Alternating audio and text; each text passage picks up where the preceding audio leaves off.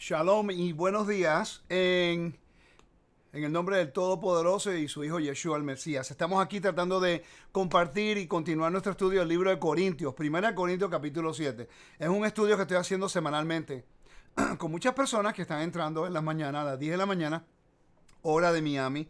Si a ustedes les interesa, por favor, contáctense con nosotros. Tendría que bajar la aplicación de Telegram y ahí lo podemos añadir al grupo y ahí hacemos los anuncios y le podemos compartir el link de Zoom para que podamos escuchar estos estudios. Ok, la razón que estos estudios son importantes es que estamos tratando de establecer una base cultural en nuestro entendimiento del libro de Corintios. Generalmente, nosotros cuando estudiamos el Nuevo Testamento, se basa generalmente, no todo el tiempo, y no todos los pastores, ¿no? Pero la mayoría utilizan una aplicación espiritual basada en lo que están leyendo. Y no leen el contexto, ni el tiempo, ni el contexto y el tiempo, el espacio y el tiempo de los eventos que estamos leyendo. Muchas veces, y yo creo que la mayoría del tiempo, mucha confusión, problemas ocurren cuando nosotros tratamos de estudiar la Biblia del punto de vista teológico, dogmático, denominacional, versus el contextual.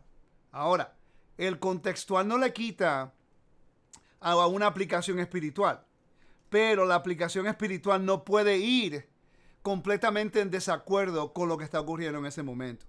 Eso es algo que tenemos que recordar.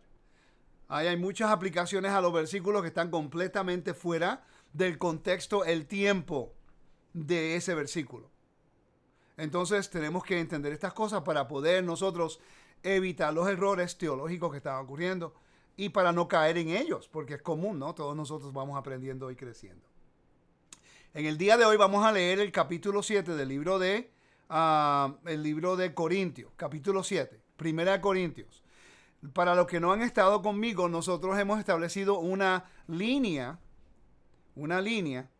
que nos ayuda a entender lo que es el contexto cultural. Para poder entender eso, por favor, vayan a Fundamentos en Teshuvah.tv y allá va a ver la lista de estudios de 1 Corintios. También tengo de Gálatas. Hoy nos vamos a enfocar en el problema que están pasando la audiencia en Corinto en el capítulo 7. Si entendemos el problema del capítulo 7 y cuál es el problema que está ocurriendo en la cultura del momento, el capítulo 8, 9, 10, 11 y 12 va a tener sentido. No podemos leer un versículo del capítulo 8, 9, 10, capítulo 12, sin entender los problemas que están ocurriendo desde el capítulo 1 en su punto cultural. Y los problemas que están ocurriendo en un lugar verdadero como en Grecia en este momento, en la ciudad de Corinto. Y lo que está ocurriendo culturalmente en ese momento. Ok, vamos a leer el capítulo 7, versículo 1 al 10. Y después comenzamos nosotros para poder investigar estos problemas que están ocurriendo. Dice, en la carta que recibí de ustedes, me preguntaban si está bien que la gente no se case. Aquí entra un problema porque claramente la Torá nos habla acerca de que desde el principio, desde Génesis capítulo 1, nos está hablando acerca del matrimonio, que es algo que el Eterno bendijo, ¿no? Hizo una bendición para el matrimonio. Es un deber para nosotros poder tener hijos y tener una esposa. Entonces, o Pablo está en contra de la Torá, o hay un evento que está ocurriendo en ese momento, entendiendo la cultura, en la forma que vivían, en la forma que ellos tenían que desarrollar sus hijos y criarlos. ¿Cuál es el problema? Porque obviamente Pablo no puede estar en contra de la Torá. Eso es lo que vamos a investigar. Dice, claro que esta gente, que esté bien, pero es mejor que cada hombre tenga su propia esposa. La palabra aquí en griego, la vamos a leer ahorita, algo diferente, pero quiero es tocar a una mujer, pero vamos a hablar de eso ahorita. Y cada mujer tenga su propio esposo, pero que no caigan en relaciones sexuales prohibidas. Eso lo hemos hablado en nuestro estudio de Corintios también, de lo que es la religión de el culto imperial o de cuando estamos hablando de patrón y clientela, cuando había un patrón en el mundo greco-romano y te invitaba y tú eras el amigo del patrón, como se decía mi amigo, o el cliente.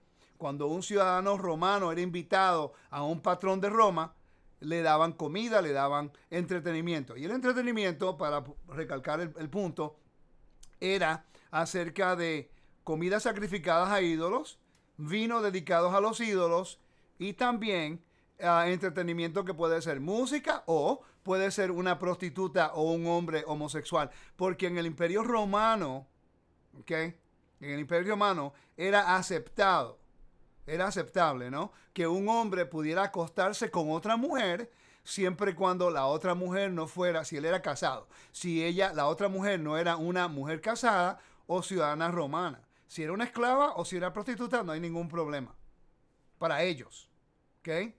La Torah obviamente dice otras cosas. O el hombre tener sexo con otro hombre, siempre y cuando el otro hombre no fuera ciudadano romano y no estuviera tomando la posición pasiva, ¿ok? Entonces, este conflicto cultural, donde entra la Torah como un contexto de contracultural, la Torah entra dentro de una cultura completamente inmoral para establecer la moral de Elohim, para establecer los principios morales de la Torah, y el pueblo para poner a Dios para que el pueblo de Elohim fuera un ejemplo de lo que era la moral del pueblo de Israel. Que así quiere decir que Israel tenía una función muy grande. Entonces aquí estamos viendo que unos versículos, si no los entendemos en su contexto, causan problemas cuando comparamos con la Torá. Pero Pablo aquí no está hablando en contra de la Torá, sino que está poniendo en una posición a la congregación a tomar decisiones sabias por un evento que está ocurriendo en ese momento. El versículo 26 del capítulo 7. Si leemos el versículo 26 del capítulo 7, nos habla de algo bien interesante. Vamos a leer el versículo 25 para tener mejor contexto. Dice, para las viudas y las solteras no tengo ninguna orden del Señor, solo les doy mi opinión y pueden confiar en mí. Gracias al amor con que Dios me ha tratado, me parece que los que están casados no deben separarse. Así que estén solteros, no deben casarse. Y dice, mira lo que dice aquí, estamos viviendo momentos difíciles, por eso creo, esta es la clave. Y nosotros hemos leído esos versículos, dice, estamos viviendo momentos difíciles, por eso creo que es mejor que cada uno se quede como está. Pero él no está diciendo que no se casen, sino que los momentos en los cuales están viviendo en ese momento va a causar un gran problema para que la comunidad se mantenga unida, para que la comunidad se mantenga bendecida, aunque sabemos que la bendición proviene del Padre, no importa dónde sea. Pero ¿qué es lo que está ocurriendo en ese momento? Recuérdate, ya Pablo se fue de Corinto. Él está en Éfeso dirigiéndose a Jerusalén. ¿Ok? Recuerden eso. Esto es importante. Esta evidencia es importante. Porque cuando entendemos el problema cultural basado en la posición geográfica donde se encontraban, entonces el capítulo 7, versículo 1 hasta el 26 es Pablo dando un consejo para que ellos puedan sobrevivir el problema y los difíciles momentos que están pasando ahora mismo. Pregunta, ¿han escuchado ustedes acerca de la hambruna del Mediterráneo que duró 10 años? Este libro, que se llama Famine and Food Supply in the Greco-Roman World, by Garney, uno de los mejores libros que nos habla acerca de el suplir de grano. Te habla de todo, te dice dónde, cuándo y cuántas veces hubo hambruna en el Mediterráneo. Todas estas cosas es importante saberlo. Nos habla acerca de una hambruna en el primer siglo. Por cierto, el libro de Hechos nos lo dice. El libro de Hechos dice de esta forma. En ese tiempo, Hechos capítulo 11, versículos 27 y 29. Por cierto, hubo una profecía por uno de los discípulos de Pablo. Dice, en ese tiempo, unos profetas fueron a Jerusalén, Antioquía, de Jerusalén, Antioquía. Uno de ellos, llamado Agabo, recibió la ayuda del Espíritu Santo y anunció que mucha gente en el mundo no tendría nada para comer. Recuérdate, el mundo que está hablando en ese momento es el Imperio Romano. ¿Ok? Y esto ocurrió en verdad cuando el emperador Claudio gobernaba en Roma. Dice, los seguidores de Yeshua en Antioquía se pusieron de acuerdo para ayudar a los creyentes en la región de Judea y cada uno dio todo lo que pudo dar. Entonces Bernabé y Saulo llevaron el dinero a Jerusalén y lo entregaron a los líderes de la congregación. Este no es el diezmo, estas son ofrendas voluntarias para justicia y bondad, muy diferente. Este no es un diezmo porque el diezmo iba para el templo. Pero esta información en el libro de Hechos nos brinda gran información. Estos versículos nos dan gran información acerca del tiempo. ¿Cuándo fue que estos eventos ocurrieron? Te citó el emperador Claudio. ¿Cuándo Claudio fue el emperador? Si entendemos cuándo fue Claudio el emperador de Roma, que ya lo hemos cubierto anteriormente, sabemos cuándo fue que la carta de Pablo fue escrita a Corintios, que se encontraba en Éfeso. Entonces tenemos nosotros que agarrar el de capítulo 18 en adelante. El capítulo 18 del libro de Hechos. No podemos estudiar la Biblia en versículos aislados, familia. Yo me preocupo cuando veo personas en las raíces hebreas tomando un versículo aquí, otro acá y otro allá para traer un mensaje. Eso es preocupante, porque generalmente sí un versículo puede ayudarte a traer una aplicación espiritual, pero no podemos nosotros interpretar ese versículo fuera de su contexto geográfico, topográfico, histórico, bíblico y también teológico claramente. Pero en Hechos capítulo 18, ¿ok? Estamos leyendo el capítulo 11 y en el capítulo 18 de Hechos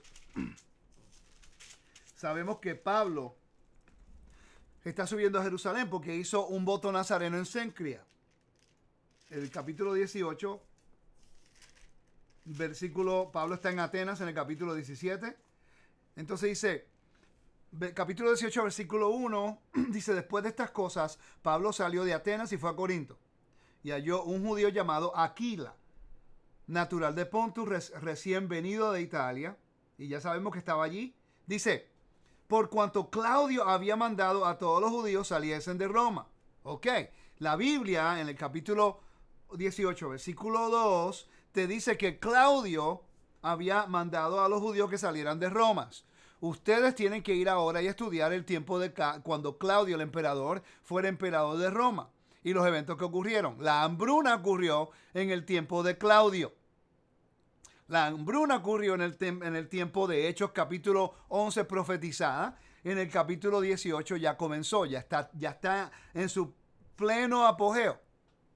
Quiere decir que la carta a los Corintios se le está escribiendo cuando está ocurriendo la hambruna en el Mediterráneo. ¿Ok? Y está forzando a los creyentes a tomar decisiones en contra de la Torá por desesperación al hambre. Cuando hay hambre, la gente pierde toda fibra moral. Todo lo que es moral, la gente no le interesa. Porque si tú tienes hijos y ellos tienen que comer, un padre estaría dispuesto a robar para darle de comer a los hijos. No se justifica, sino que es el instinto de protección de un padre a los hijos. Por eso es que los creyentes tenemos que unirnos para proveer las necesidades como lo hicieron aquí. Hay problema en Judea. ¿Por qué? Porque Egipto se convirtió, como es hoy día, Kansas y todos los estados en el medio de los Estados Unidos, que se llama como la canasta de pan, the bread basket, donde está todo el maíz, donde está el trigo, donde están todos los granos. Si hay hambruna en ese lugar y hay sequía, en ese lugar, entonces la ruta de provisión se corta y ya no hay comida. En el antiguo mundo, en el primer siglo específicamente, había una ciudad que se llamaba el puerto de Ostia. en la cual Claudio, creo que era, hizo un puerto muy costoso porque estaban tratando de traer mercancía y grano. Porque en el Imperio Romano el emperador se convierte en el patrón. Y una de las cosas que el emperador se suponía que hiciera era proveer comida a su reino. Entonces, el capítulo 18, y vamos a hablar acerca de eso en un momento. El capítulo 18, versículo 2, te dice que él está en Corinto durante el tiempo de Claudio. Muy importante, porque aquí se encontraba, ¿cómo se llamaba él? Cuando Pablo fue llevado a la Bima. Galio. Galio, que fue el procónsul de Corinto, estaba en el mismo lugar. Ya sabemos en el año cuando Pablo estuvo en Corinto por la hambruna y quién era el emperador. ¿Ok? Dice, voy a leer acá en el versículo 18, dice, Galión, ¿ves? El versículo 14 dice, y comenzar Pablo a hablar, Galión dijo a los judíos, ¿ves? Te menciona a Claudio y a Galión. Ya está conectando a dos personas en un lugar geográfico, Corinto. Después de ahí él sale. Y aquí dice el versículo 18. Más Pablo, habiéndose detenido aún unos días allí, después se despidió de los hermanos y navegó a Siria. Y con él Priscila y Aquila, habiéndose rapado la cabeza en Cencrea, porque había hecho voto. Entonces tenemos que localizar. Dice, llegó a Éfeso. Entonces él fue de Grecia a Corinto. De Corinto a Éfeso, con el destino a Jerusalén para Pentecostés. No, tenemos que leer la carta de Corintios, primera y segunda de Corintios y Éfeso, entre medio del capítulo 17 de Hechos en adelante. Cuando llega el capítulo 17 y 18, paras. Lees primera y segunda de Corintios y después continúas porque lo que está ocurriendo en Jerusalén, del capítulo 17 y 18 hasta el último capítulo del libro de Hechos, es el evento del arresto de Pablo mientras el problema en Corinto con la congregación y en Éfeso. ¿Ok? Muchas personas no consideran eso. No consideran leer las cartas, el libro de Hechos, poniendo las cartas de Pablo entre medio de capítulos, porque él se dirige a una congregación, está en este lugar, escribe la carta y entonces no entendemos el contexto. Espero que eso haya tenido sentido. Y dice el versículo 18, y navegó a Siria, y con él Priscila y Aquila, habiéndose rapado la cabeza en Cencrea, Corinto, porque tenía hecho voto. Vos sos nazareno. Eso es otra conversación que hemos cubierto. Hoy no puedo hablar español. Cubierto bien. El versículo 19 dice, y llegó a Éfeso y los dejó allí, y entrando a la sinagoga discutía con los judíos, los cuales rogaban que se quedase con ellos por más tiempo, pero no concedió. ¿Por qué? ¿Por qué? ¿Por qué? Versículo 21 dice, sino que se despidió de ellos diciendo, es necesario que en todo caso yo guarde en Jerusalén la fiesta que viene. Pero otra vez volveré a vosotros, si Dios quiere. Y zarpó de Éfeso. Fue a la fiesta de Pentecostés. ¿Por qué Pablo está subiendo a Jerusalén? 28 años después que Yeshua murió, resucitó, a la fiesta de Pentecostés, si ya la ley y las fiestas y el templo y los sacrificios habían sido abolidos. Pero Rico, ¿cómo tú sabes que fue tanto tiempo después que Yeshua murió y resucitó? Porque los eventos de Claudio, Galio, ellos eran procónsul y emperador en el año 50, en los 50-58. Del año 30 al 58, ¿cuántos años son? ¿Ok? 28 años. ¿Ok? Entonces estamos viendo que si entendemos quién era el emperador y quién era el procónsul de Corinto, podemos conectar el tiempo y sabemos exactamente cuando Pablo subió a Jerusalén. Cuando salió de Corinto, fue a Éfeso y después partió para Jerusalén a la fiesta de Pentecostés. Mucho tiempo después que Yeshua muere y resucita y asciende al cielo. Entonces la pregunta es esta. ¿Por qué la iglesia sigue diciendo que el templo no está vigente? que los sacrificios no estaban vigentes, que nada de esas cosas estaban vigentes, cuando el mismo Pablo, 28 años después que Yeshua murió y resucitó, subió para estar en la fiesta durante la hambruna en el Mediterráneo. Tenemos que hacer esas preguntas que la gente no quiere hacer, ¿ok? Vamos a continuar con nuestro PowerPoint. Vamos a estudiar ahora el problema en 1 Corintios capítulo 7. ¿Cuál es el problema? La hambruna. ¿Cuál era el derecho y la responsabilidad en el mundo imperial del mundo greco-romano?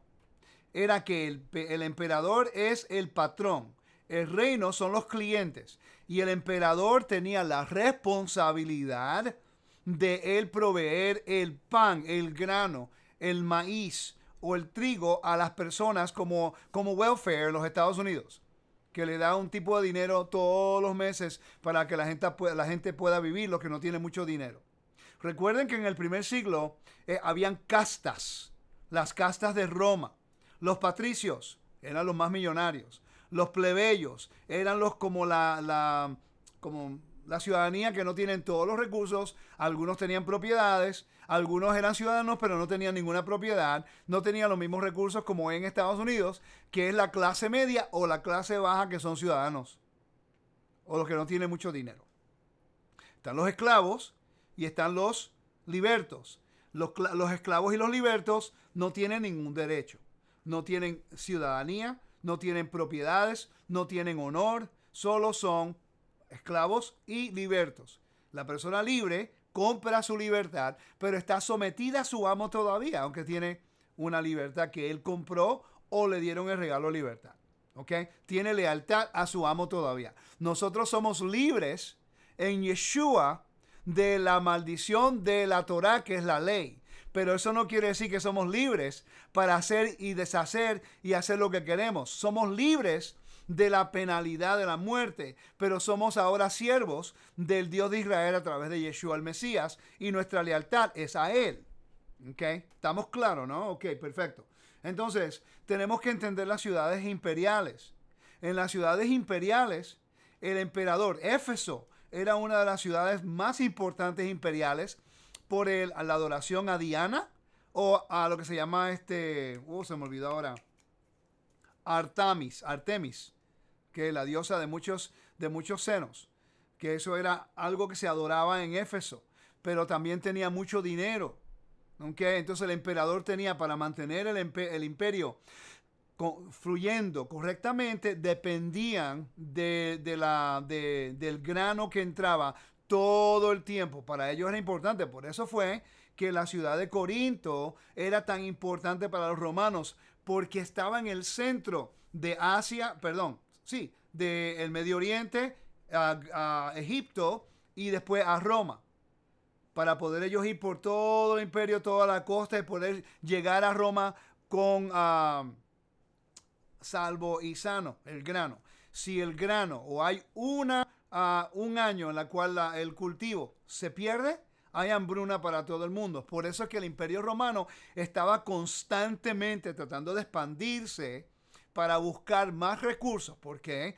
Porque en el imperio romano o había guerra civil, o habían fincas que si no llueve en un lugar, o por ejemplo, te voy a dar unos ejemplos aquí ahora. Vamos a leer, porque quiero que lo vean conmigo acá.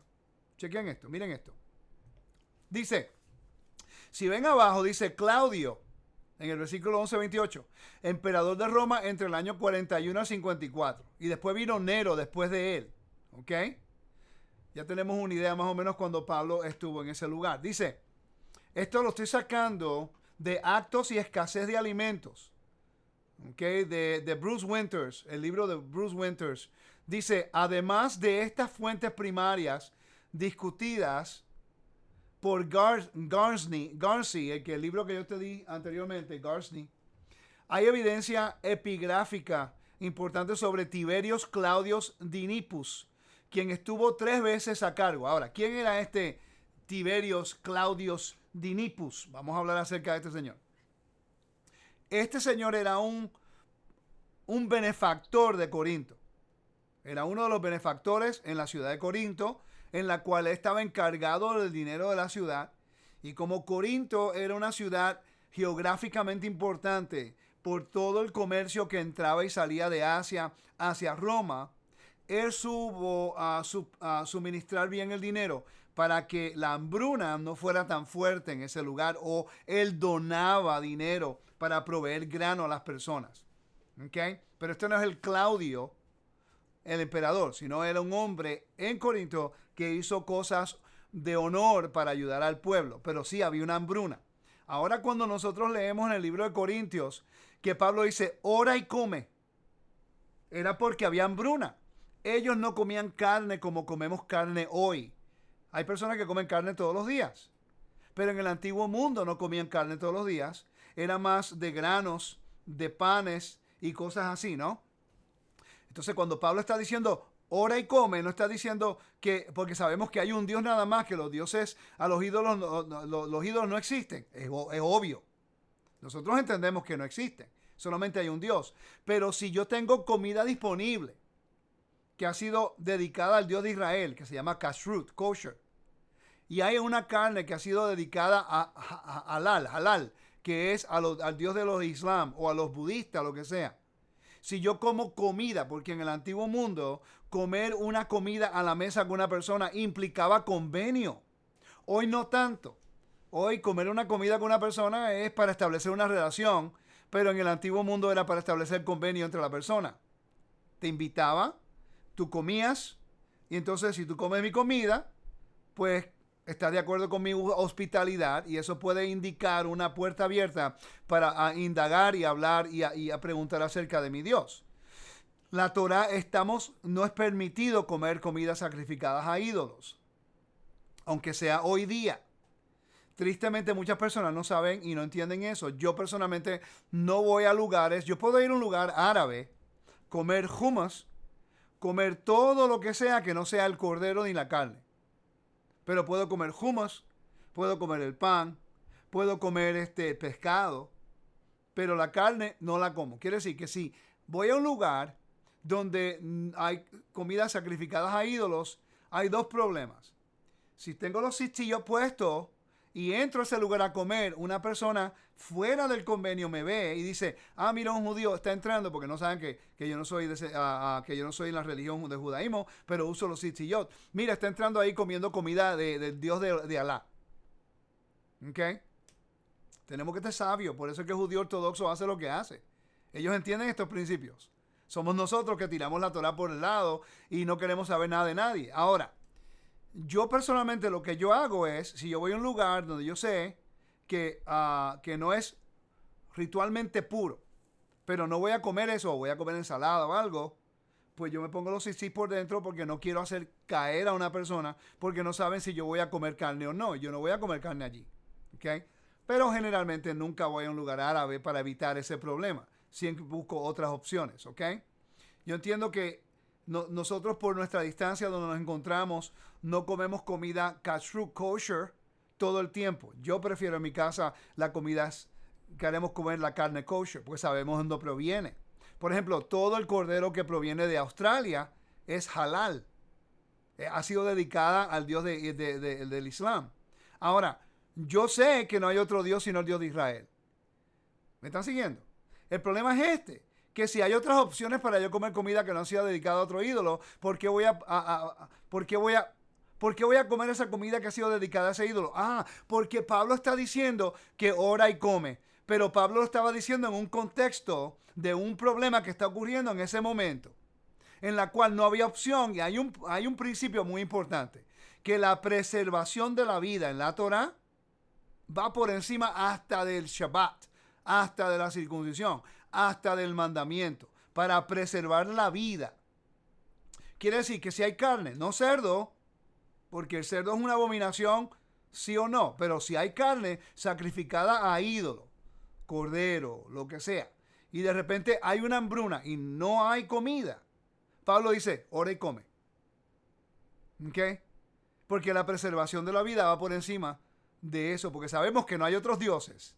Pablo no está diciendo, no comas comidas sacrificadas a ídolos, porque en Hechos, capítulo 5, es un mandato de acuerdo a la Torá, y del concilio. Y del concilio en Hechos 15. Dice, entonces pareció, versículo 22. Entonces pareció bien a los apóstoles. Perdón. Versículo 19 del capítulo 15 de Hechos. Pero por lo cual yo juzgo que no se inquiete a los gentiles que se convierten a Dios, sino que se les escriba que se aparten de las contaminaciones de los ídolos, de fornicación, de ahogado y de sangre. De ahogado es en la forma que mata el animal. ¿Ok? De contaminación y de ídolos.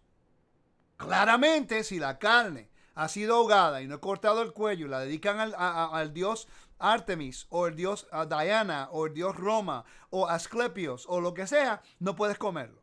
Pero viene una hambruna en la cual no hay comida, no hay grano. Si no hay grano, no va a haber carne, porque los animales necesitan el grano. ¿Ok? Si no hay lluvia, a lo mejor no mucha grama. Si estás en Grecia, como está en Grecia, créeme que necesitan la grama en algunos lugares y otros lugares más áridos. ¿Ok? Entonces, todo esto funciona en conjunto. Y estamos viendo el problema. Entonces, Pablo está lidiando con una hambruna que dura casi 10 años, que está trayendo problemas en la congregación. Entonces, Pablo les dice a ellos, mira, si puedes vivir si estás casado en este momento, porque hay momentos difíciles. Si te casas, vas a tener hijos. Cuando tengas hijos, ¿cómo los vas a mantener? Él no está en contra de que tenga una esposa. Él está en contra de que te vayas a casar con mujer si no puedes mantenerla. Porque ahora te conviertes más en un peso en la congregación. Porque la congregación ahora tiene que mantenerlos a todos. Porque es justicia y bondad. ¿Ok? Hay una razón por la cual Pablo le está dando a esos consejos a ellos. Pero vamos a investigar un poco más. Seguimos leyendo acá. Dice, hay evidencia epigráfica importante sobre Tiberios Claudius Dinipus, quien estuvo 3 veces a cargo del grano durante la escasez en Corinto. Esto fue durante el reinado de Claudio en el principado temprano de Nerón. ¿Ok? En el año 53, 54, 55, 56. Jay Wiseman ubica al menos una de esas ocasiones en el momento en que Dinipo fue curador Anoné durante el proconsulado de Acaya en el año 51 de la era común. El otro ha sido colocado más tarde y uno parece haber presidido a la visita inicial de Pablo a Corintio. Su contribución al problema fue claramente apreciada por toda Corinto, ya que no solo el concilio erigió una inscripción y posiblemente una estatua, sino al menos 10 de las tribus, está hablando de las tribus romanas en Corinto que hacían parte de ello, no está hablando de las tribus de Israel, o divisiones administrativas de la colonia lo honraron con inscripciones. Es una forma, quiere decir que ahora él se convirtió en un benefactor de Corinto. ¿Ok? Él se convierte en el benefactor de Corinto, y si comparamos lo que era benefacción y lo que hacía una persona, se supone que el Padre de Israel sea nuestro patrón y Yeshua nuestro benefactor, que él provee por todas nuestras necesidades. Dice, entre las inscripciones existentes, esta muestra unánime de aprecio por parte de los corintios no tiene precedentes. Solo hay otra situación en la que el mismo benefactor fue elegido 3 veces para esta liturgia, y ambos casos fueron tiempos de severa escasez de granos. En 1 Corintios capítulo 7, 26 hay una posible referencia a tal escasez porque hay un vínculo entre el hambre y la crisis posterior a la partida de Pablo. Continuamos acá. Dice, la escasez de alimentos. Estamos leyendo del libro de Winters, el libro de los Hechos en su contexto primer siglo. Ok, que si les voy a mostrar cuáles son. Si están viendo aquí mi mano, esos 4 libros que están aquí en la flechita, aquí con mi mano, uno de esos libros te habla acerca de ese evento que está ocurriendo aquí. Dice, en tiempos de Pablo, en Corinto, parece haber coincidido con un periodo de escasez de alimentos en el mundo romano. Esto está atestiguado en Corinto por las inscripciones erigidas por varias tribus corintias en honor a Tiberios Claudius Dinipus por su servicio como curador anoné, probablemente en el año 51. Tal escasez de alimentos a menudo provocaba disturbios, especialmente en las comunidades urbanas, y esto puede haber contribuido a las circunstancias que permitieron a los judíos llevar a Pablo ante el procónsul Galión, Hechos 18:12. En periodos posteriores, como la época de la peste, que siguió a las campañas partas de Lucio Veros, provocó ataques contra comunidades cristianas o creyentes. Vamos a leer acerca de la inscripción de Dinupus. Esto proviene de los comentarios sobre los antecedentes bíblicos ilustrados del diccionario Zondervan, del libro de Romanos a Filimón, volumen 3, página 140. Dice: durante las excavaciones en la parte central de Corinto, se han encontrado al menos 10 inscripciones que sirven de base para las estatuas honoríficas de Tiberios Claudius Ninipus. Quiere decir que Pablo posiblemente conocía a este caballero. ¿Okay? Este individuo, que originalmente sirvió como tribuno militar en la legión, en la legión hispanensis, español, así como oficial a cargo de los juegos. Muy importante eso. Ese pedacito de información. ¿Qué estoy haciendo con ustedes aquí? ¿Qué yo le he citado hasta el momento? Diferentes recursos históricos hablando de una persona que la Biblia habla acerca del evento, la hambruna. Nosotros no conectamos a las personas que están dentro de la narración bíblica, ni la geografía, ni los años. Pero este punto que acaba de dar aquí, oficial al cargo de los juegos, es la base para entender lo que va a ocurrir en el capítulo 8, 9, 10, 11 y 12 de 1 Corintios. En el Imperio Romano, cuando el emperador, y este no es el emperador, sino es un benefactor, pero cuando el emperador de Roma hacía los juegos, todo ciudadano tenía que participar en los juegos. ¿Ok? Todo ciudadano romano tenía que participar en los juegos. ¿Qué habían en esos juegos? Los hombres competían desnudos. La comida que se hacía dedicada al ídolo que era el patrón de la ciudad para los juegos. Se comían en templos paganos o un patrón invitaba a los ciudadanos a comer en su casa y le proveía entretenimiento, que es fornicación. O los hombres iban a los juegos en Corinto, que se llaman los juegos ísmicos, y subían al monte de el Aco-Corinth, el monte de Aco-Corinth, donde estaba el templo de Afrodite. Y allí tenían había prostitución ritual, que en la Biblia se llama fornicación. Entonces sabemos que esta persona que está viviendo en Corinto, cuando Pablo está escribiendo la carta, durante el tiempo de Claudio, ¿okay?, en el momento de la hambruna más grande del Mediterráneo, está donando dinero para comprar grano, pero ¿qué es lo que hace él? Invita al pueblo para hacer los juegos, donde hay comida sacrificada a ídolos, donde hay entretenimiento. Entonces Pablo más tarde te dice, tú no puedes tomar de la copa de Dios y la copa de demonios. Y te ayuda a entender lo que es Pascua. ¿Por qué? Porque los juegos ísmicos tomaban lugar, el momento cuando se hacían eran cada 2 años, entre marzo y abril en la primavera. ¿Cuándo ocurre Pascua? Entre marzo y abril en la primavera.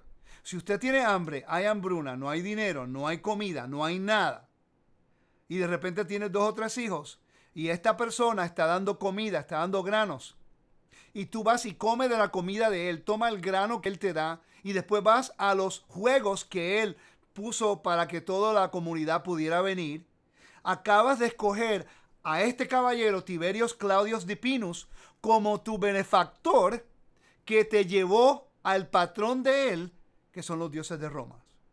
Y Pablo dice que no. Tenemos que depender de la comunidad, depender de nosotros para ayudarnos. No puedes ir a comer comida de este caballero en ese momento. Cuando la hambruna se pone más fuerte más tarde, entonces él le dice, come y ahora y come por conciencia. Si sabes que es sacrificada a ídolos, no te la comas. Pero recuerda, tenemos que poner todo esto en su momento. Si la preservación de la vida llega al momento que ya no puedes soportar y no hay la comunidad, los beneficios de la comunidad no tienen los recursos para poder ayudarnos, entonces ya no tienes opción. Tenemos que guardar nuestra vida, ora y come. ¿Ok? Tenemos que ver esto en contexto, familia. No podemos seguir reinventando la rueda.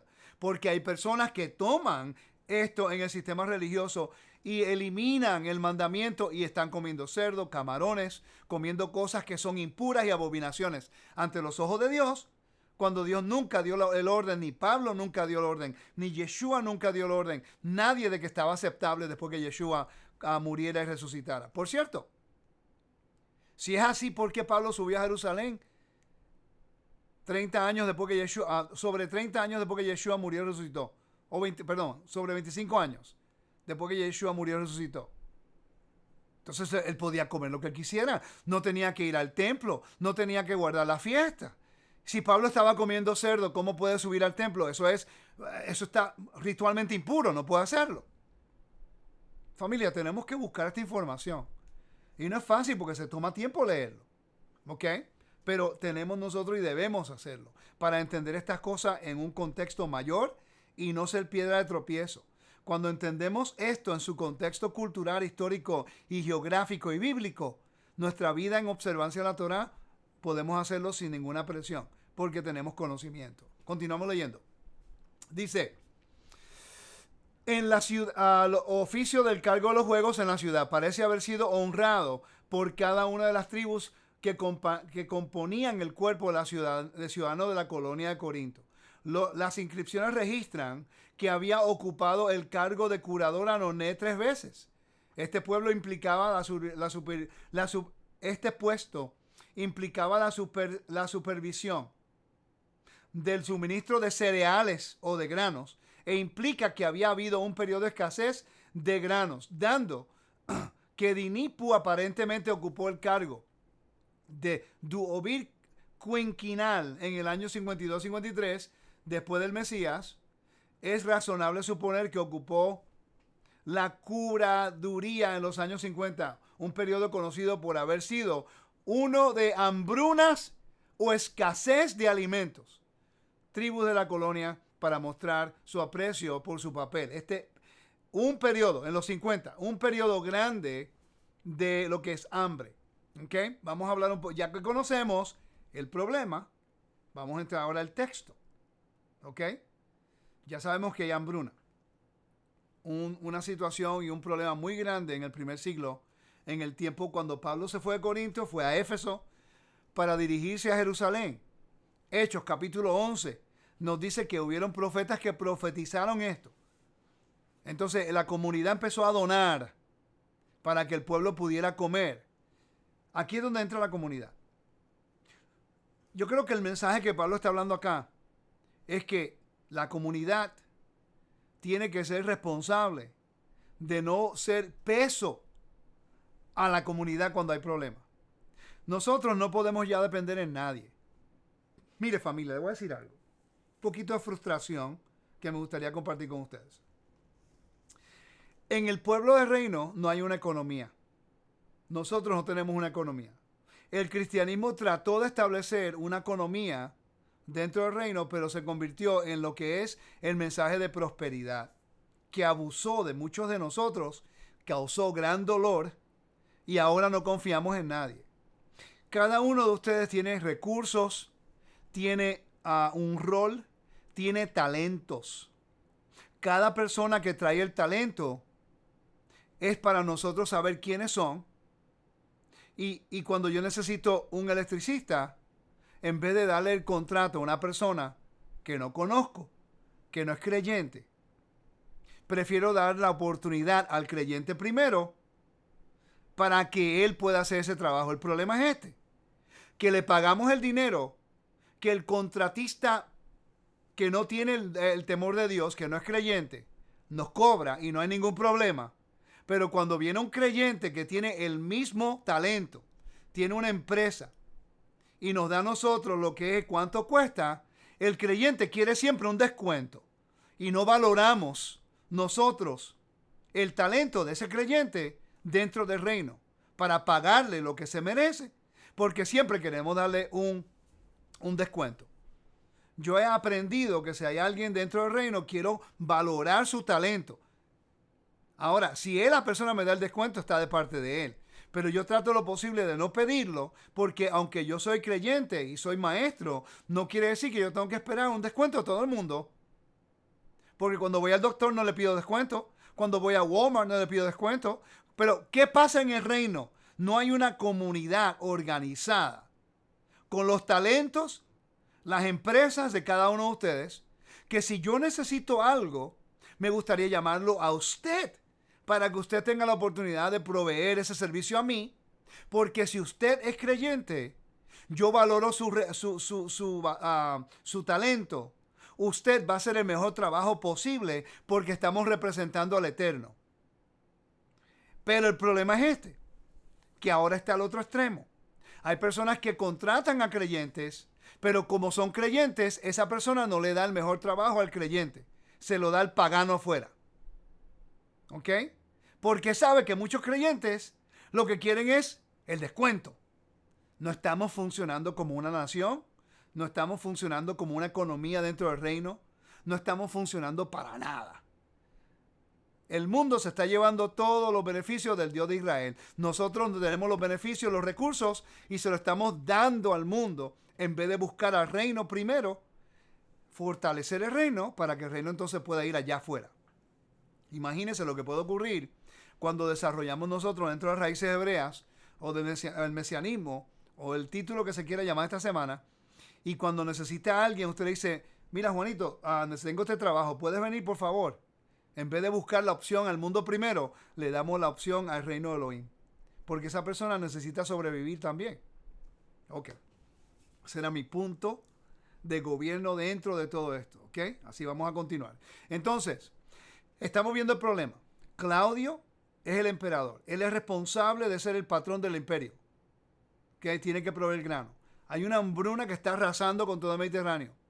El pueblo de Israel ahora en las naciones, el pueblo judío ahora entiendo por qué las sinagogas se iban en contra de Pablo. Imagínate si están pasando por una hambruna y Pablo va a la sinagoga y le dice, no, el emperador no es tu patrón, el emperador no te puede dar a ti. Hay decretos de César que si tú hablabas en contra de César, te puede costar la muerte o la ciudadanía y te expulsaban.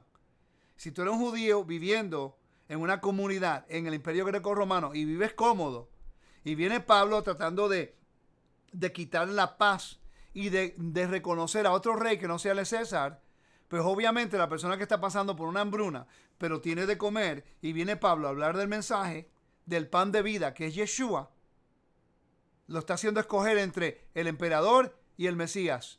Y muchos de los judíos en las sinagogas escogían al emperador y no al Mesías. Eso es traición al convenio. Es posible que la hambruna vino a consecuencia de lo que es el pueblo de Israel, que la misión del pueblo de Israel es de traer el pan de la Torá, el árbol de vida de las naciones.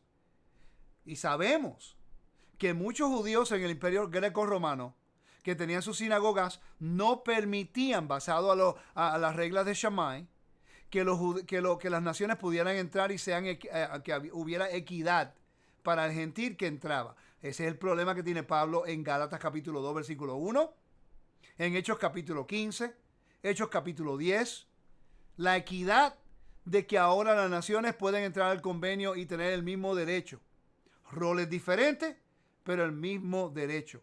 Eso es algo que tenemos que estudiar un poco más, ¿ok?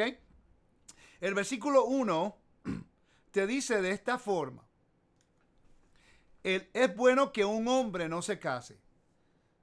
Entonces dice, el griego en esta oración, casarse, literalmente, es tocar a una mujer. Es a primera vista ambiguo, ya que no hay distinción entre la palabra griega gune y entre esposa o mujer. ¿Ok? Dice the New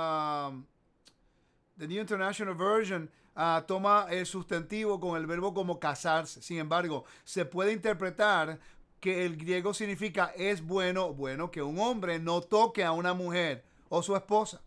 El verbo griego, haptomía, en esta cláusula significa tomar o agarrar y se usaba en el atletismo griego como dos luchadores se juntaban en el ring. El sentido aquí implica una relación sexual. ¿Ok? Entonces está hablando acerca de si se casa, va a tener sexo, va a tener hijos. No, ellos no podían hacer abortos como en el Imperio Romano lo hacían. Van a tener hijos en el medio de una hambruna. Están pasando por unas situaciones difíciles en este momento. Va a causar mucha presión. Y de repente Pablo dice, si pueden esperar, esperen. No es que estaba en contra del matrimonio, sino que él está siendo realista. Si él está hablando con un esclavo que es parte del reino, o con un liberto en Corinto, le está escribiendo, o a un plebeyo que no tiene, que está esperando que se le dé el grano todos los meses y no tiene dinero para sobrevivir y se va a casar para tener hijos, para tener más presión ahora mismo, que le va a causar ¿qué? Que vaya a recurrir a otro patrón, que vaya a recurrir a el hombre este que estaba ayudando, o que vaya a servir a Claudio como el emperador, que rechace al Mesías porque está desesperado para sobrevivir, que está dispuesto a comer cualquier cosa. Están viendo ahora el problema que Pablo está teniendo. Está teniendo un problema lidiando con una situación severa en la cual, y es posible que la congregación no está haciendo su misión ayudando al pueblo, y es posible los judíos no estaban ayudando al pueblo, posiblemente porque no eran judíos. Es posible, no sabemos. Y los gentiles no están ayudando a los judíos porque son judíos. Porque hay una mezcla de diferentes naciones con culturas diferentes, idiomas diferentes, percepción de lo que es y lo que no son las cosas. Pablo está lidiando con este problema de gobierno, de cultura, de idiomas y también tratando de inculcar lo que es el temor de Dios dentro de un mundo pagano. Eso es algo que nunca pensamos. Continuamos. Y dice, ahora el versículo 2, dado que hay tanta inmoralidad, que eso lo hemos cubierto anteriormente, cada hombre debe tener su propia esposa y cada mujer su propio marido. El verbo griego traducido como tener implica una relación sexual debido a la inmoralidad sexual pornía en la sociedad de Corintia. Los esposos y las esposas deben ser fieles a su pareja en asuntos sexuales.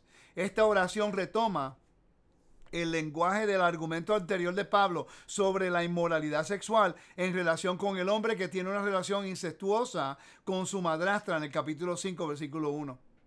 Los epitafios romanos a menudo hablan de la relación entre marido y mujer. Por ejemplo, en el siglo I antes del Mesías, ejemplo de Roma, el esposo habla de su esposa Aurelia Filematium, quien murió a los 40 años como casta de cuerpo, de espíritu amoroso, vivió fiel a su esposo, siempre optimista, incluso en tiempos amargos, nunca eludió sus deberes. ¿Qué tiene que ver todo esto? Porque en el Imperio Romano, si tú aceptabas comidas sacrificadas a los ídolos, si tú ibas a donde se promovían los juegos, usted sabe que es lo común en los juegos romanos en Corinto, ¿ok?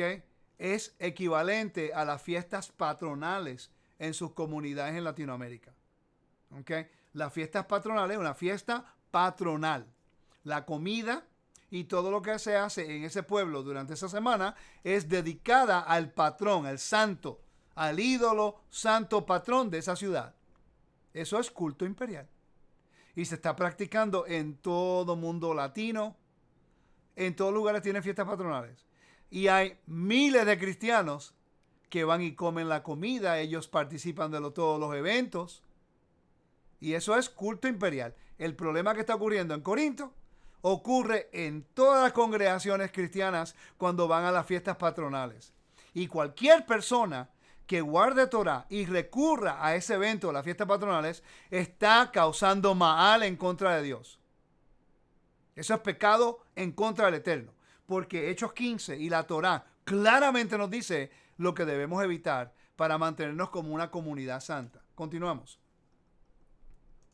Dice, el próximo versículo, este es el comentario sobre los antecedentes bíblicos ilustrados del Zondervan, que ven abajo, ¿ok? Acerca de este capítulo.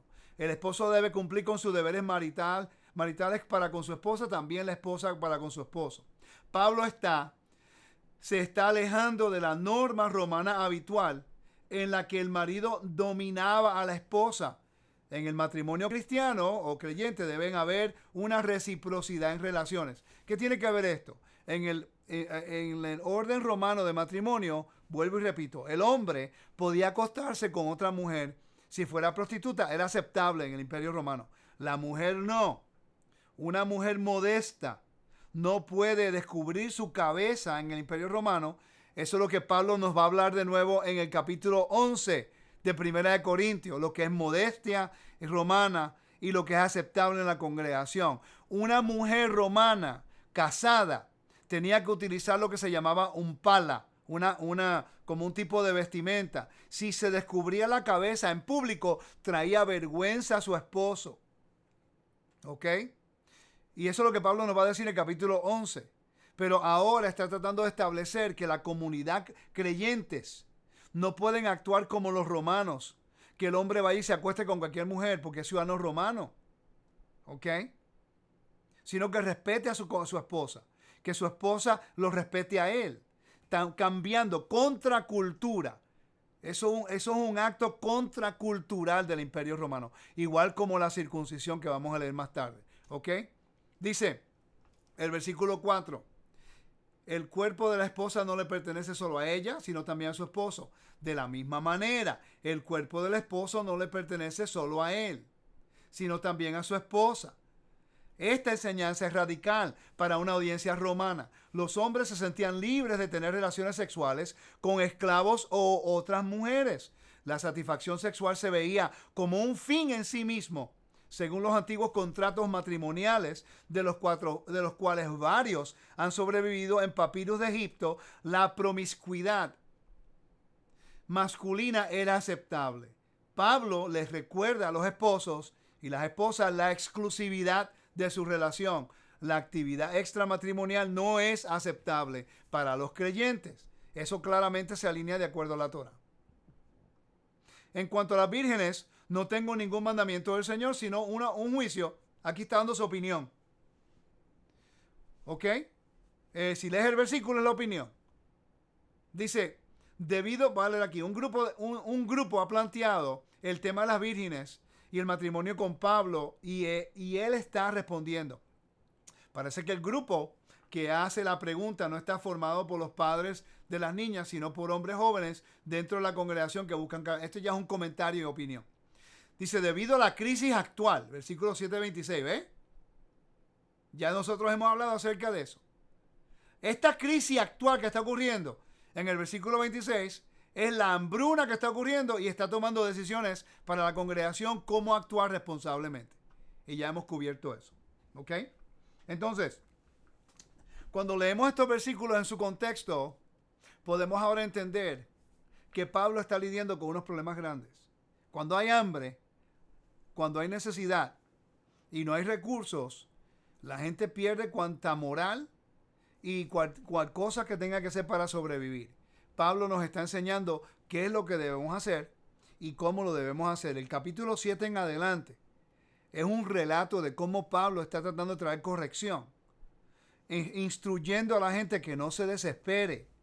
Sí, hay hambre, hay hambruna, pero tenemos que depender nosotros del maná de Dios, no depender del maíz del emperador. Esperar de la provisión que el Eterno le dio al pueblo en el desierto. ¿Ok? Te lo voy a probar. Cuando leemos nosotros 1 Corintios,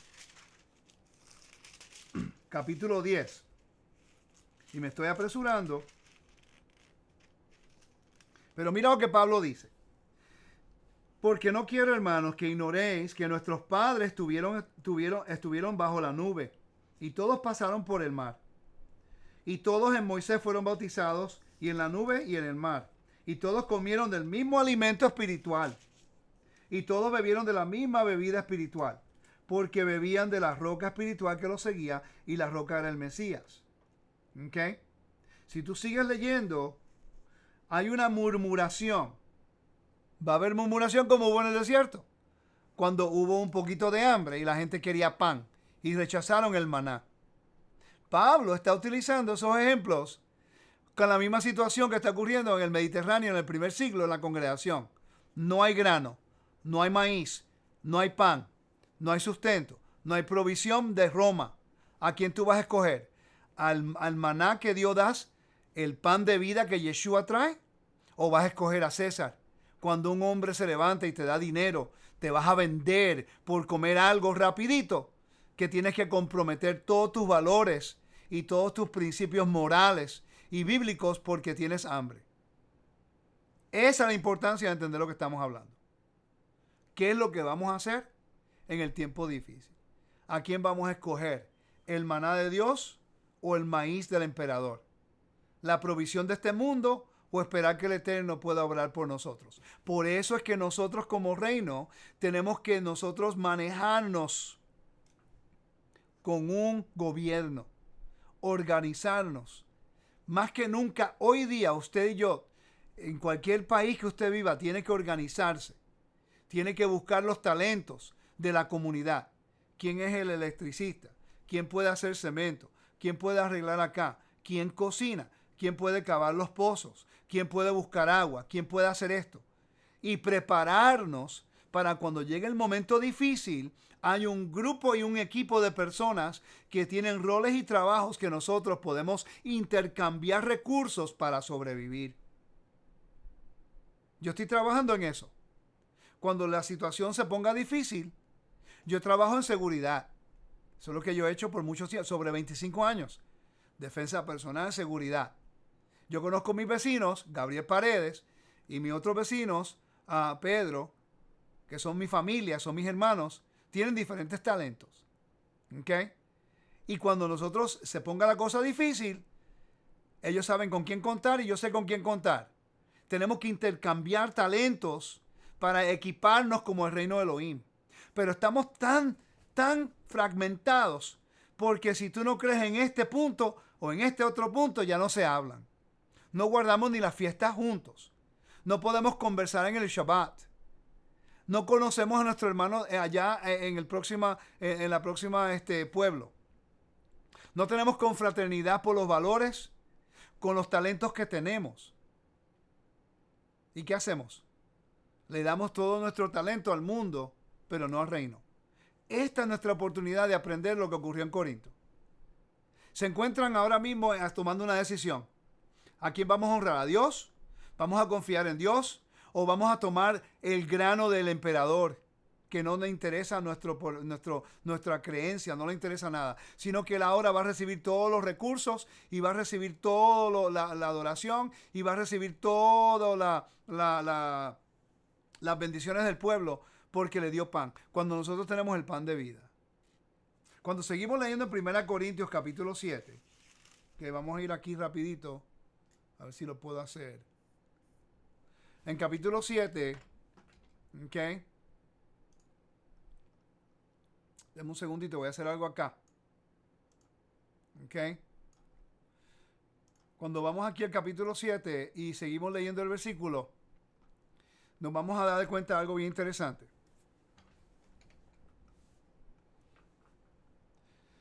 Comenzando en el versículo... ¿Cuál es el versículo 10 en adelante? A los que están casados, Dios les da esta orden. No deben separarse. Si una mujer se separa de su esposo, no debe volver a casarse. ¿Ok? Eso podemos hablar con otro tiempo, con más detalle. Lo mejor sería que arreglara el problema que tenga con su esposo, pero tampoco el esposo debe abandonar a su esposa. Y esto no lo ordeno yo, sino el Eterno. A los demás les aconsejo lo siguiente. Si alguno de la iglesia está casado con una mujer que no sea creyente, pero ella quiere seguir viviendo con él, no debe separarse. Esto es un problema grande que está ocurriendo hoy dentro de raíces hebreas. Hay hombres y mujeres que la mujer o el hombre no se decide con la Torá y quieren dejarlos. ¿Ok? Pero no le preguntó a Dios cuando se casó con ellos, antes de creer en la Torá, no le preguntaron al Eterno si se debiera haber casado con esa persona o no. Pero ahora tienen conocimiento de la Torá, tienen conocimiento de las cosas del Eterno y quieren salir de la persona que ellos escogieron para casarse con otro o casarse con otra. No hay madurez. ¿Ok? Tenemos que ser responsables. Porque el Eterno, somos la imagen del Eterno en la tierra. ¿Ok? Continuamos. Dice, versículo 14. Pero el esposo que no cree en Yeshua o en el Mesías puede ser aceptado por Dios si está unido a una mujer creyente. Por cierto, quiero hacer un estudio específico de este versículo, que estoy buscando información, pero no la tengo conmigo en la mano ahora. Así que tengo que regresar a este versículo para explicarlo un poco más, porque leí un artículo en referencia a ese versículo en el contexto del Imperio Romano. Es muy interesante, pero no recuerdo dónde está ahora mismo. ¿Okay? Así que no quiero darte una respuesta que no sea sólida, no sea buena. Ok. Dice, además los hijos de ellos serán aceptados por Dios como parte de su pueblo. Elohim no los rechazará como si fueran algo sucio. Pero si el esposo o la esposa no son creyentes, insisten en separarse, que lo hagan. En tales casos, la esposa o el esposo cristiano o creyente, esta traducción diferente, no están obligados a mantenerse en matrimonio. ¿Ok? Pues Elohim quiere que vivamos en paz. Por otra parte, la esposa o el esposo que son creyentes podrían ayudar a que el esposo o la esposa que no son creyentes se salven. Ok. Una cosa quiero dejar bien clara a toda la congregación. Todos los hombres y todas las mujeres deben permanecer en su condición en que estaban cuando Dios los invitó a formar parte de su pueblo. Ya entendemos el por qué. ¿Cuál es la condición? Si alguno de estos creyeron en el Mesías después de haberse circuncidado, no traten de ocultar la circuncisión. Pero ¿cómo pueden hacer eso? Y si los otros creyeron sin estar circuncidados, no tienen que circuncidarse. Lo importante es que no es que uno se circuncide o no, sino que obedezca a lo que Dios manda. Aquí vamos a parar. ¿Okay? Porque hay una libertad. Y muchas personas usan este versículo para decir que la circuncisión no es válida. Pero el versículo es bien interesante porque dice que no cubran su circuncisión. Vamos a ver qué dice en esta versión. Estoy leyendo otra versión acá de 1 Corintios. Ya casi termino, familia, pero tenemos que cubrir estos puntos, porque si no. Capítulo 7, versículo 17 en adelante. Dice, pero cada uno como el Señor les repartió, y como Dios llamó a cada uno, así haga. Esto ordeno en todas las congregaciones. ¿Fue llamado alguno siendo circuncidado? Quédese circunciso. ¿Fue alguno llamado siendo incircunciso? No se circuncide. La circuncisión nada es, y la incircuncisión nada es, sino el guardar el mandamiento que Dios. Pero es interesante que en esta versión te dice otra cosa, dice el versículo 17, dice el 18. Dice, si alguno de ustedes creyeron en el Mesías después de haberse circuncidado, no traten de ocultar la circuncisión. Me gusta esta traducción. ¿Por qué es tan diferente a esta? Ese es el problema que ocurre mucho. Tienen que ir al griego. Ahora te voy a leer un recurso. El recurso es de Bruce Winters, Seek the Welfare of the City, en la página... Se llama Social Mobility, el capítulo 8, movilidad social, y el comentario de 1 Corintios capítulo 7. Ok, dice, en la página 146, quiero mencionar algo acerca de estos recursos. Estos recursos no es una persona cristiana escribiendo un libro acerca de lo que ellos piensan. Estos recursos son muchos cristianos o muchos estudiosos que toman la evidencia, la arqueología, la topografía, la historia y buscan la evidencia y la ponen. Que la crean es otra cosa, pero la ponen como es. ¿Okay? Eso ocurre mucho con todos los libros que tengo detrás de mí. Mira lo que dice aquí en esos párrafos que tengo ahí highlighted, que lo tengo ya marcados. Some of those wishing to be upwardly mobile in the first century are especially mentioned in 1 Corinthians 7 to 18:23. Ok. Estos versículos que te estoy leyendo aquí ahora mismo tienen que ver con una persona en el Imperio Greco-Romano buscando mover de estatus, que se avergüenzan de seguir la Torah y quieren ocultar su circuncisión por lo que se llama epispasm. El El epispasmo es una operación que removía el prepucio como si no estuviera circuncidado. Recuerden cuando yo hice el estudio de Hechos, que hablé acerca de la circuncisión. Como el Imperio Romano, la circuncisión representaba una aberración, inmoralidad sexual para el greco romano. Para un hombre greco-romano o la cultura greco-romana, el hombre incircunciso representaba modestia. Entonces, una persona que está pasando por una hambruna, una persona que tiene hambre, una persona que quiere ahora mover su estatus social, porque si no muere y tiene circuncisión, como ocurría mucho en el primer siglo con los judíos en el área greco-romana, ellos se hacían este procedimiento para poder ir a los juegos, porque los hombres estaban desnudos, a los gimnasios, porque los hombres iban desnudos, y poder ellos ser considerados helenistas y tener el completo beneficio de los recursos del Imperio Romano, porque si veían la circuncisión, era una aberración, era una deshonra, una vergüenza para los griegos, para los judíos, tener la circuncisión. Y no podían ser partícipes de los recursos en el momento de la hambruna en el medio, al tiempo del Mediterráneo, en el mundo greco-romano, en la hambruna del Mediterráneo. ¿Están viendo ahora lo que estoy diciendo? Pablo no está diciendo que no tenga circuncisión porque es un mandamiento. Hay un problema específico en la cual estas personas y los mismos creyentes están acostándose con la esposa de su padre cuando se muere, qué sé yo, incesto. Están cometiendo fornicación, acostándose con las prostitutas de los templos o con otras mujeres. Están comiendo comidas sacrificadas a ídolos. Están revertiendo su circuncisión para ser partícipe de los recursos de Roma. Pablo está diciendo, tú no puedes hacer eso. O somos siervos del ejemplo del Eterno o no. Y si una persona no está circuncidada porque es un esclavo, quédese así. Porque no vas a ir a Roma ahora mismo, a Israel, para entrar al templo. Tienes que sobrevivir en este momento, quédate tranquilo en esa forma. Porque hay un problema. El problema es la hambruna en el Mediterráneo, que está causando cuánto caos hay a la comunidad. Y Pablo está tratando de lidiar con cada uno de esos problemas. Si estás soltero, no te cases, mijo, por ahora. Puedes soportarlo, no hay problema. Si te vas a quemar, cásate. Pero ten cuidado, porque si tienes hijos, no hay aborción. En el Imperio Romano se permitía la aborción. En el reino no, porque se tiene que preservar la vida. Tiene que tener hijos. Toma responsabilidad cuando tengan los hijos, entonces tienes que proveer por ellos. ¿Y cómo lo vas a hacer? Comer de la comida de Roma. Ya aceptaste al emperador. Hermanos, ¿están viendo el problema? Un conflicto completamente diferente a lo que nos han dicho. ¿Y cuántos de ustedes nunca han considerado este aspecto geográfico, histórico que está ocurriendo en el primer siglo para poder interpretar estas escrituras en su contexto? Sin minimizar la Torah, sin minimizar el mandamiento, sin minimizar al Mesías y sin decir que Pablo está rompiendo la Torah.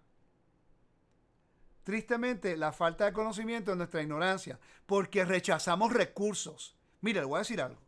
Yo conozco gente, maestros, que dicen, yo solo necesito la Biblia para entender todo. Tú no necesitas ningún libro, tú no necesitas ningún recurso. Esa es la ignorancia más grande que yo puedo escuchar. Porque el libro de Corintios se le está escribiendo a la comunidad de Corinto. Ninguno de nosotros hemos vivido en Grecia. Ninguno de nosotros hablamos latín y griego. Ninguno de nosotros estamos viviendo bajo el culto imperial del primer siglo. Y ninguno de nosotros estamos pasando por una hambruna. Obviamente hay un contexto. La persona que diga que no se necesitan recursos para poder entender lo que estamos leyendo, obviamente es otra religiosa persona. La religiosidad de querer establecer su propia opinión en vez de buscar el contexto para traer un mayor entendimiento y para que no haya confusión. Tenemos que madurar, familia. No podemos seguir diciendo y minimizando recursos porque de repente se nos reta nuestro entendimiento y lo que pensamos nosotros que estamos correctos y ahora no queremos adaptarnos al contexto. Esto no minimiza la Torah. Esto no minimiza el mandamiento, pero Pablo está lidiando con el problema de la hambruna. ¿Qué es más importante? la circuncisión o sobrevivir. Esta gente no iba al templo en Jerusalén. Esta gente estaba en el medio del mundo greco-romano. Te vas a poner a discutir. Cuando hay una hambruna, la gente no puede vivir. Si te tienes que circuncidar o no es ahora mismo para ser salvo. Cuando la salvación es el regalo de Dios. ¿Están viendo el problema? Pablo está poniendo lo más importante, sobrevivencia. Pero el sobrevivir no quiere decir que vas a ir a sacrificar comida a los ídolos. O que vas a comer comida a ídolos. Ahora, si te estás muriendo de hambre, ora y come. Porque tienes que sobrevivir y sabemos que no hay otros dioses. Ok, entonces, ellos por la necesidad están buscando mover su estatus para tener los recursos. Y dice, the first group were Christian Jews who contemplated. El primer grupo eran creyentes judíos que estaban contemplando. As did others of the compatriots removing the mark of the circumcision, which was an inhibiting factor in Roman society. El versículo 18 te lo dice. ¿Ok?